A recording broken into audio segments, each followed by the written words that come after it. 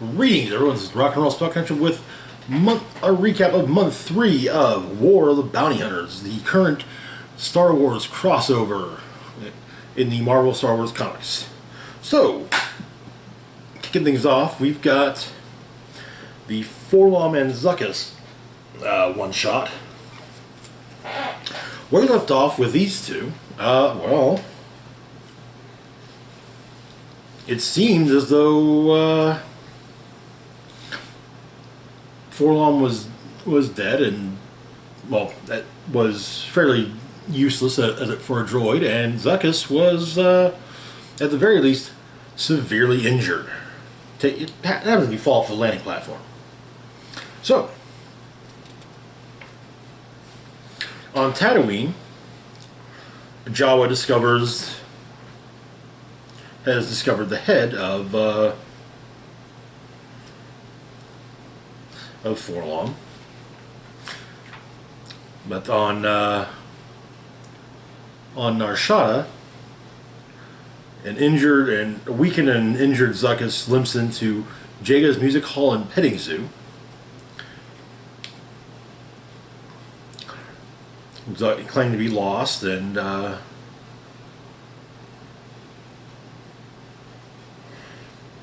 well, word's already gotten around that 4-LOM is Dunzo, and from what's been heard, he was disintegrated.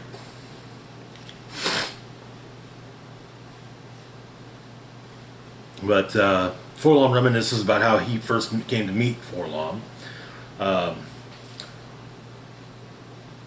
two of them were among a team of hunters working for David Lompop, all being sent after an ousted warlord named Dr. Cribberiz Idolax.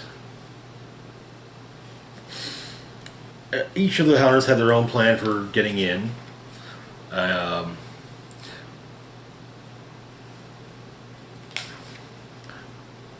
However, well, Zuckuss does get run into a little bit of static, making his way in. However, 4-LOM offers to help him, and they actually work very well together. So they opt to work together and split the bounty.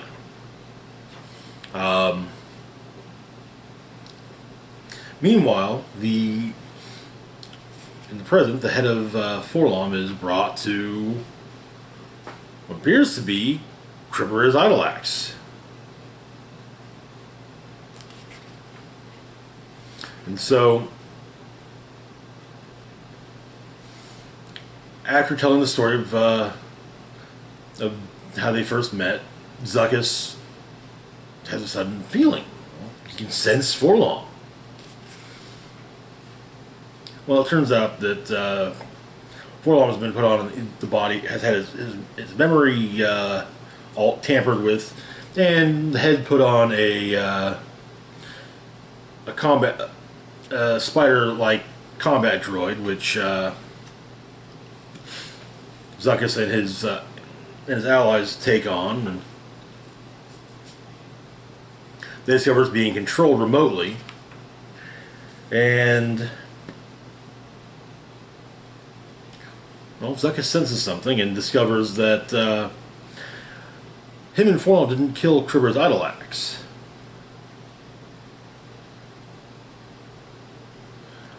They killed his brother, Cribberiz Idolax. But Cribberiz went into hiding after his brother's death, and has been waiting to get revenge. And well, upon finding the head of 4-LOM, well, he figured he could get it. And so Zuckuss takes him down, but well, while 4-LOM is no longer in control of Cribberiz, things are still off, and he needs to. Well, he needs to refigure out his programming, it seems, leaving Zuckuss feeling, well, alone.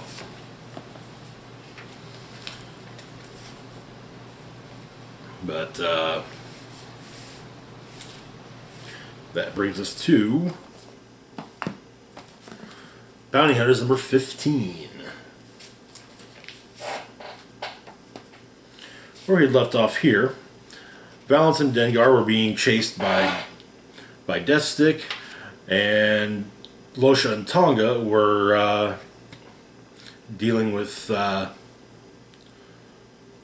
fact that the Mourner's Whale Syndicate had been decimated by the Crimson Dawn, which is actually the storyline that the issue begins with, is Losha and Tonga working with the Unbroken Clan and running into Deathstick. Or actually, scratch that.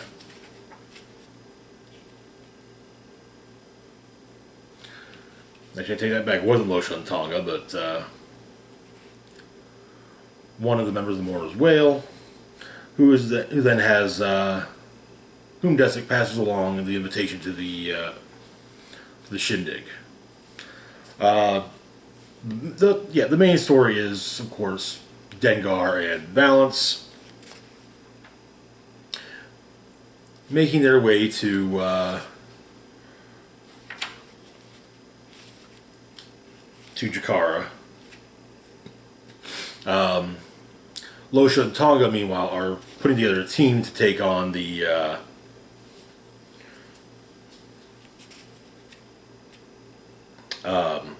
Crimson Dawn, recruiting Tasu Leech, Zuckuss,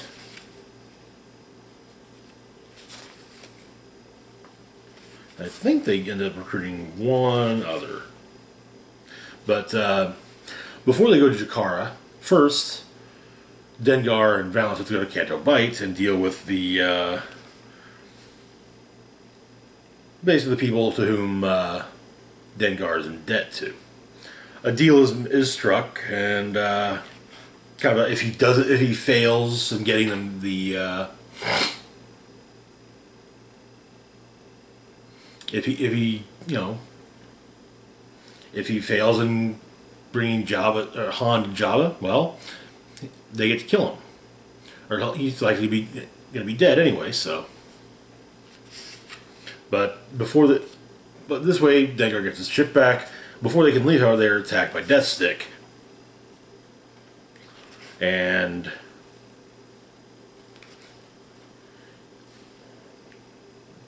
while Valance and Dengar are separated, Dengar claims he managed to get rid of to at least get rid of Deathstick briefly and take one of the invitations from her, because he does have one of the invitations now. So yeah, how likely is it that he got it through just beating Deathstick at her own game and taking it from her? Not too likely. Not unlikely, but not 100%. Not that likely either. For our next book, War of the Bounty Hunters number 3.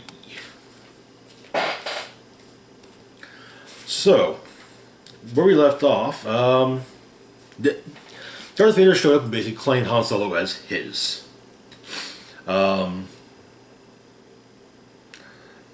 Everyone's watching this. Lando, Leia, Chewie are watching, along with Boba Fett.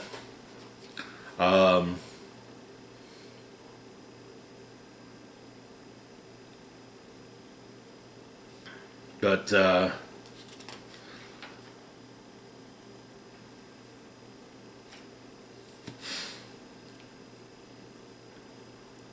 during an argument breaks out between Chewie and Boba Fett.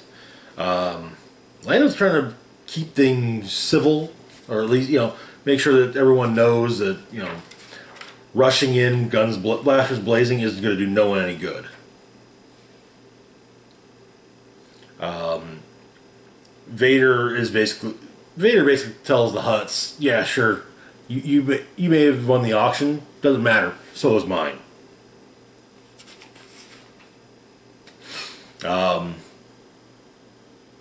The fight between Boba Fett and Chewie ends with Fett setting Chewie on fire, and Lando ruining his cape to put the fire out, but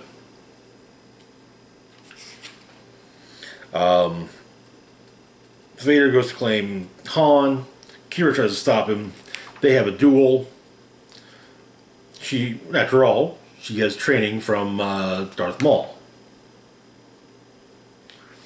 But and during it, Boba Fett considers taking a shot at Vader, but remembers that Vader did just deflect a blaster bolt on Cloud City. So yeah, not worth it. But Luke arrives in the system, and Vader's able to have the Executor hack the comms and explain that, hey, yeah, come down here and face me, or I'm going to cut Han Solo in half. And that is where the issue ends. Which brings us to our next book, Star Wars number 16. So Luke arrives in the Jakara system, thinking back on his last fight with Vader, and yeah, he realizes that he's just not ready to face Vader. He can't right now. But we get more of the conversation between Lando, Leia, and Chewie. But when Luke enters the system, he sees the Executor. The Executor, Vader's Super Star Destroyer. Like, oh, it's an X-wing. Well, it's Scramble TIE Fighters. So he is a bit overwhelming. But there are Crime Syndicate ships nearby. So Luke figures they have no love for the Empire. Maybe if they get close enough to maybe if some laser cannon bolts hit them, they'll help me out. And they do, and they're then promptly blown out of the stars by the Executor. And Admiral Piet is instructed to open a private channel between the X-wing and Vader. And so Vader sends his message, and Leia also sends a message via comlink to Luke, and Luke kind of says, "Yeah, I know, I can't. I can't. I'm really sorry. I'm not ready to face Vader." That is where the issue ends. Which brings us to our next book, Darth Vader number 15. So, the arc running of Darth Vader seems to be kind of more of a prologue story. But Vader has come across a group scheming to challenge Vader's power. And however, Vader's beginning to wonder if his current new sword Ochi of Bestoon can be trusted.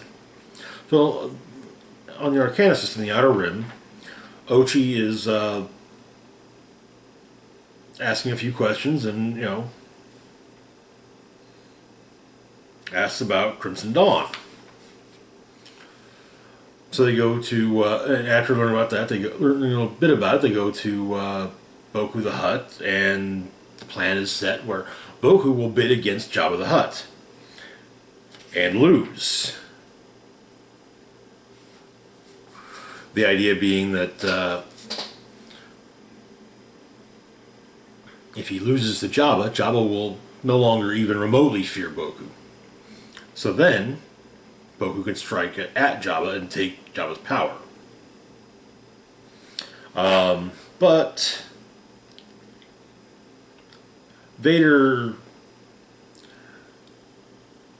realized that Boku was too easy to convince, and so he has Ochi get some more information.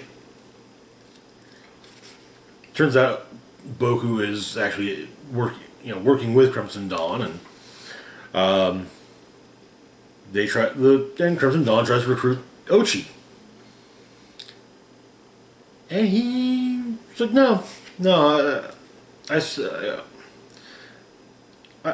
boss is Darth Vader, and he can take all of you out, no problem. And yeah, he But yeah, they take down the strike team, and it turns out it was all a test to see what how Ochi would react to being to a recruitment attempt.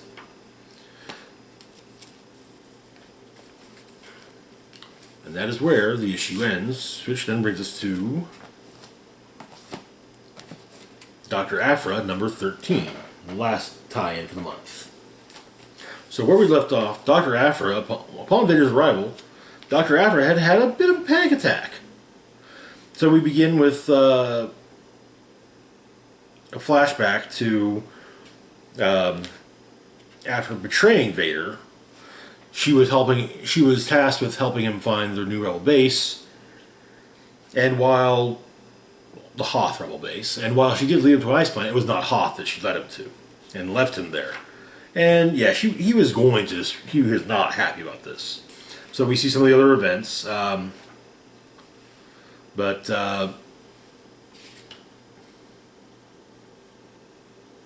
Sana, her partner, reminds her about her Faline ally with the data crystal necklace.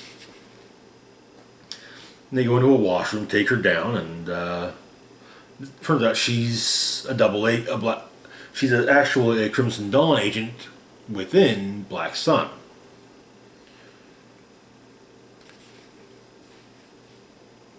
Let's see. Just Lucky and Ariel Yu are tracking down their old mentor, who it turns out has sided with Crimson Dawn, and apparently Mentor wants them to join him. But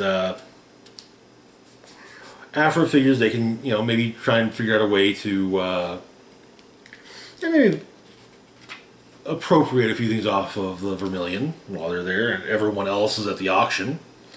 But things do not go as planned, and Deathstick has made her way back to the Vermilion and takes down Ariel Yu and Just Lucky.